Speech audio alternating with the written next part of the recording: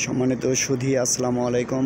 পথে প্রান্তরে এবং যে যেখান থেকে এই ভিডিওটি দেখছেন সবাইকে জানাই আন্তরিক শুভেচ্ছা ও অভিনন্দন। প্রিয় বন্ধুরা, এখানে গলসা মাছের ডিম দেওয়া হবে, তো যার জন্য আপনারা দেখেন মই টানা হচ্ছে। এই যে কাদার মধ্যে মই টানা হচ্ছে এবং প্রচণ্ড রোদ, তো কাদাটা একটু মই টানার পরে টেনে যাবে এবং গ্যাস থাকলে গ্যাসটা আউট হয়ে যাবে। এরপরে চুন করতে হবে। চুন করার পরে চুন আপনারা এইরকম পুকুর হলে 1.5 বিঘা জলাশয় হলে আপনারা চুন দিবেন পার বিঘায় 8 কেজি করে। চুনটা গুলে ফাইন করে কাদার উপর ছিটে দিবেন, দেওয়ার পরে এইভাবে মই দিবেন। তো মই দেওয়ার আগেও অবশ্যই চুন দেওয়ার আগেও অবশ্যই একটা মই দিয়ে নেবেন, কারণ মই দেওয়াটা খুবই জরুরি। তো এরপরে পানি করতে হবে। পানি করার পরে গ্যাস ট্যাবলেট প্রতি শতকে 1টি করে। তো বন্ধুরা, আমি একটা কথা বলে থাকি, দেখেন প্রতিটা গ্রাম এলাকার পুরাতন পুকুরে কিন্তু শান থাকে। এই যে এখানেও শান ছিল এবং এটি অনেক পুরাতন একটি পুকুর, আর পুরাতন পুকুরে কিন্তু গলসা মাছ ভালো হয়। তো চলুন আমরা একটু কথা বলি চাষির সাথে। তো বন্ধুরা, সবাই একটু ক্যামেরার সামনে আসবেন না, উনি আমাকে বললেন যে গলসা মাছ দেবে। তো বন্ধুরা, এখানে আসলে গলসা মাছ হওয়ারই একটা পরিবেশ, কারণ পুরাতন পুকুর, অনেক পুরাতন ভাই, এখানে অবশ্যই হবে। তো পানি কিন্তু একটু বেশি করতে হবে। আচ্ছা, ঠিক আছে। তো ভাইয়ের একটু কন্টেন্ট সমস্যা, যার জন্য সরাসরি তিনি ক্যামেরার সামনে আসলেন না। আসলে পানি কিন্তু একটু বেশি দিতে হবে, অন্তত 4 ফিট পানি দিতে হবে আপনাদেরকে। তো এই যে মই টানা দেখছেন আপনারা, মই টানার পরে যেটা করবেন সেটি হচ্ছে চুন দিয়ে নেবেন। চুন দিয়ে যদি আরেকটা মই টানতে পারেন তাহলে আরও ভালো, আর যদি না পারেন পানি করে দিবেন। একটু কাদাটা যদি আপনারা টানিয়ে নিতে পারেন, অর্থাৎ আঠামাটা করে যদি নিতে পারেন তাহলে আরও ভালো হয়, আর না হলে এইভাবে পানি দেওয়া যাবে, কোনো সমস্যা নাই। বন্ধুরা, আসলে পানি দেওয়ার পরে আপনারা অবশ্যই গ্যাস ট্যাবলেটটা করে নেবেন, আর চতুর্দিক দিয়ে নেটিং ব্যবস্থা করলে কিন্তু খুবই ভালো হয়। নেটিং ব্যবস্থাটা খুবই জরুরি।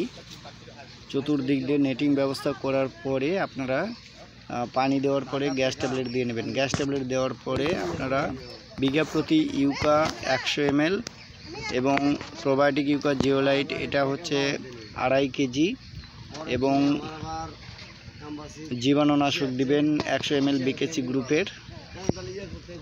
এরপরে আপনারা যেটা করবেন সেটি হচ্ছে যে উকুননাশক অবশ্যই দিবেন, এবং মাছ ছাড়ার দিনে লাইসোভিট এবং ভিটামিন সি, অক্সিজেন, যদি তাপমাত্রা বেশি থাকে স্যালাইন দিতে হবে। তো বন্ধুরা, এইভাবে আপনারা মাছ ছাড়বেন। মাছ ছাড়ার দিনে যেগুলো দিতে হবে সেটিও বলে দিলাম।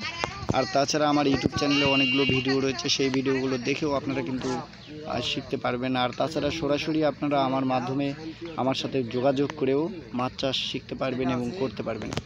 তো বন্ধুরা, দেশ ও দেশের বাইরে থেকে যারা ভিডিওটি এতক্ষণ ধৈর্য সহকারে দেখলেন সবাইকে ধন্যবাদ জানাই। আমাদের দেশের যারা চাষি রয়েছেন, চাষি ভাইয়েরা অনেক কষ্টে রয়েছেন। মাছ করা যায় বাংলাদেশে এবং মাছ হয়ও, দেখা গেলো যে মাছ হওয়ার পরে দাম পাওয়া যায় না, এটি একটি মূল সমস্যা। তো আমি চাই যে আমাদের দেশের প্রত্যেকটা চাষি যেন মাছের একটা মূল্য পায় এবং এখান থেকে যেন ডেভেলপ করতে পারে, কারণ চাষিরা যত ডেভেলপ করবে তত কর্মসংস্থান বাড়বে। চাষিরা যত এগিয়ে যাবে দেশ ততই এগিয়ে যাবে। এই জন্য আমাদের দেশে যারা চাষি রয়েছেন প্রত্যেকটা চাষি ভাইদেরকে আমি বলি, আপনারা সচেতনভাবে এবং সঠিক নিয়মে কাজ করবেন, তাহলেই এগিয়ে যেতে পারবেন খুব সহজে।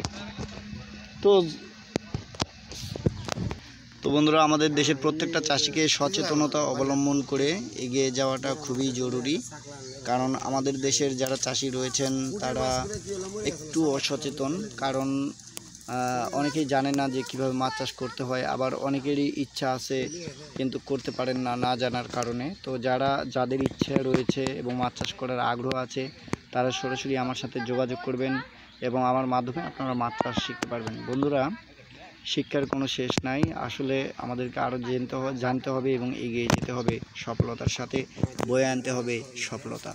তো আপনারা দেখছেন যে এই প্রখর রোদের মধ্যে মই দেওয়া হচ্ছে, দেখেন খুব কষ্ট করে, কিন্তু এইরকমভাবেই চাষিদেরকে কষ্ট করতে হয়। তো চাষিরা যদি এখান থেকে একটু বেনিফিট পায় তাহলে অনেকটাই সুবিধা হবে। সবাই দোয়া করবেন এখান থেকে যেন একটা ভালো মানের মাছ উৎপাদন হয়। তো সবাইকে ধন্যবাদ জানিয়ে এবং ভিডিওটি এতক্ষণ ধৈর্য সহকারে যারা দেখলেন এবং যারা চ্যানেলটি সাবস্ক্রাইব করেছেন তাদের প্রতি আমি আন্তরিকভাবে কৃতজ্ঞ। আর যারা এখনও করেননি তারা অবশ্যই চ্যানেলটি সাবস্ক্রাইব করে আমার সাথে থাকবেন। আপনাদের মূল্যবান মতামত, পরামর্শ, তথ্য থাকলে অবশ্যই কমেন্টে উল্লেখ করবেন। আবারও সকলকে ধন্যবাদ জানিয়ে এবং সকলের সুস্বাস্থ্য কামনা করে শেষ করছি। আল্লাহ হাফেজ।